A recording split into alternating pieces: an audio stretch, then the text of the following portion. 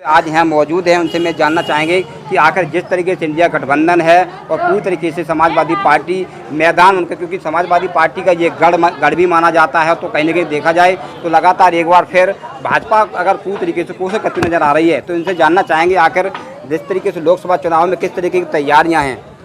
क्या नाम है आपका? राजेश। अच्छा, जिस तरीके से तैयारियाँ हैं लोकसभा को लेकर, तो क्या देख रहे हैं इंडिया गठबंधन के लेकर?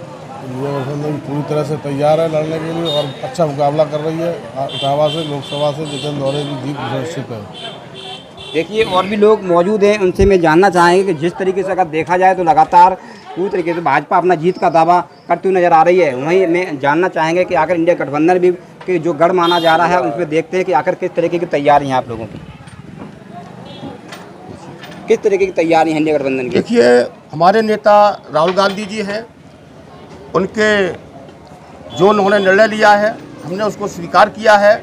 और मैं मीडिया वालों से वादा और यकीन के साथ कह रहा हूं कि जो हमारे प्रदेश में इंडिया गठबंधन है, इसमें हमारा इटावा भी आता है। इटावा में जो गठबंधन है, आप विश्वास रखिए कि जो भारतीय जनता पार्टी जो 400 का नारा दे रही है, उनको ये पता नहीं है कि गाँव में जो कुर्सी बेचने वाला आता है वो 400 चल रहा है, लेकिन 180 और 150 रुपये में दे जाता है। मैं आपको विश्वास के साथ कह रहा हूं कि हमारा इंडिया गठबंधन, हमारे प्रत्याशी बहुत नम्र और बहुत सुशील है और इंडिया गठबंधन कम से कम हम लोग 1.5 लाख से विजयी होंगे।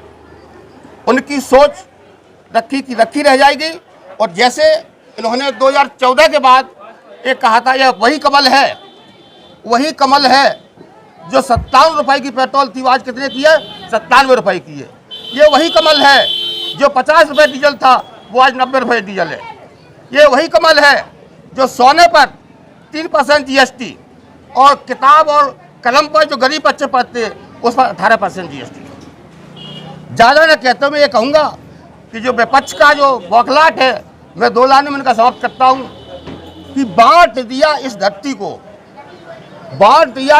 को, चांद सितारों का क्या होगा और नदियों को कुछ नाम रखे, बहती गंगा का क्या होगा।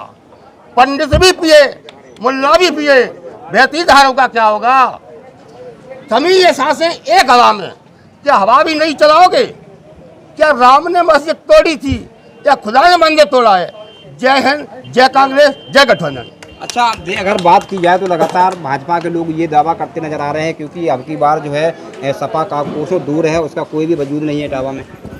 मेरी बात सुनिए, मैं पहले कह चुका हूँ, जो समय था इनको जनता ने 10 साल मौका दिया है और मैं चाहता हूँ कि विदेश की नीति पर भी हमारे यहाँ की जनता चुनाव करने लगे।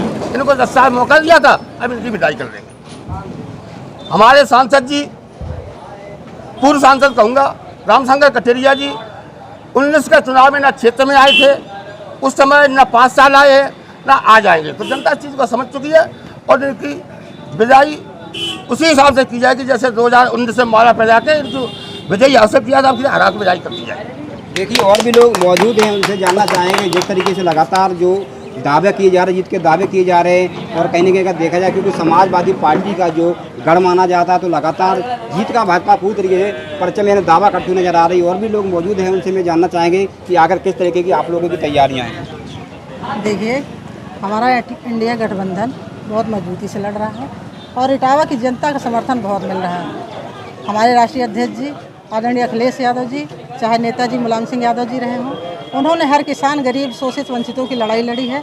वो लड़ाई हमारे राष्ट्रीय अध्यक्ष आदरणीय अखिलेश यादव जी लड़ रहे हैं और हमारा इंडिया गठबंधन बहुत भारी मतों से जीत हासिल करेगा और हमारे समाजवादी पार्टी के प्रत्याशी जितेंद्र दौरे बहुत भारी मतों से विजयी। अच्छा, आज एक भाजपा के एक वरिष्ठ नेता ने कहा है कि अगर देखा जाए तो हमारे आगे कोई भी पार्टी टक्कर में नहीं है।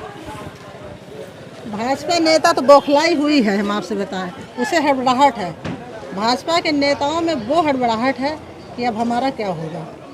ये अब विदाई होने वाली है। जनता ने मन में ठाना है कि भाजपा को हटाना है और भाजपा अब जाने वाली है। जिस तरह से जनता ने इन्हें राजगद्दी पे बिठाला था, इन्होंने बहुत वादे किए थे, काला धन वापस लाएंगे, महिलाओं के खाते में 15 लाख रुपए जाएंगे, इन्होंने क्या किया?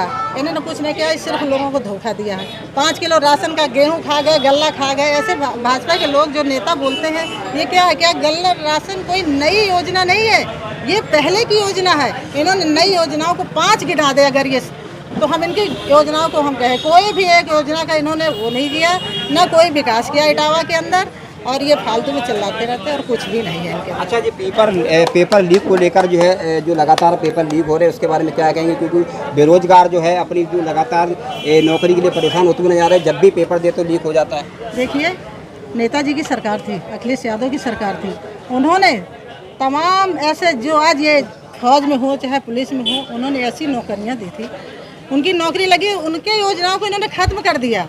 चाहे वो समाजवादी पेंशन रही हो, चाहे युवाओं को रोजगार रहा हो, चाहे नौकरी रही हो, और चाहे महिलाओं की सुरक्षा, आज उन्हीं के देन है, अखिलेश यादव की देन है। जो एम्बुलेंस चल रहे हैं, 102 चल रही है, आज उन्हीं की व्यवस्थाएं है, इन्होंने उसको भी बिल्कुल वो कर दिया है।